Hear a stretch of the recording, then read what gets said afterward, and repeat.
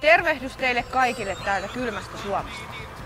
Olemme kaikki kokoontuneet yhdessä tänä päivänä, koska meillä on yhteinen ongelma. Ja tuo ongelma on nykyinen maahanmuuttopolitiikka, mitä Euroopasta tehdään. Politiikka, joka on uhkana tuntemallemme Euroopalle ja niiden kansoille.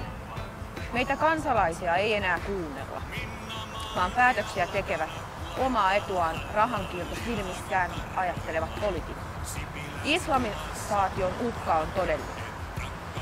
Voimme myös miettiä, miksi nämä ihmiset alkavat juuri nyt liikkua Eurooppaan massoittain. Turvapaikanhakijoiden kotimaat ovat olleet aiempinakin vuosina yhtä levottomia. Yksi syy voi olla nykyisen massakampanja, kuten Meillä on unelma sekä Refugee Welcome. Etenkin jälkimmäinen tapahtuma on maailmanlaajuinen, jonka sanoma on kiirinyt maiden rajoista piittaamatta. Toinen helposti ymmärrettävä syy on näiden maiden uskonnon opetus. Islamissa korostuu oppi siitä, että maailmassa on kaksi eri aluetta. Dar al-Harb, sodantalo, ja Dar al-Islam, islamilainen kalifaatti.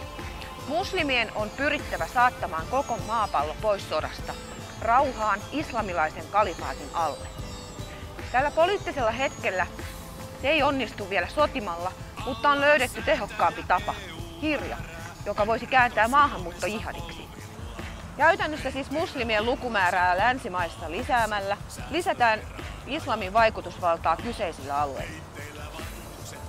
Länsimaissa korostetaan uskonnon vapautta, yrittäen huolehtia siitä, että turvapaikanhakijat saavat pitää kaiken kulttuuristaan ja tavoistaan, jota kutsutaan monikulttuurisuudeksi.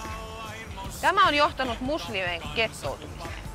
Monikulttuurisuuden ideologia mahdollistaa sen, etteivät muslimit tule integroitumaan, vaan muodostavat oman varjoyhteiskuntansa länsimaisen isäntävaltion sisään, yrittäen näin tuhota sen.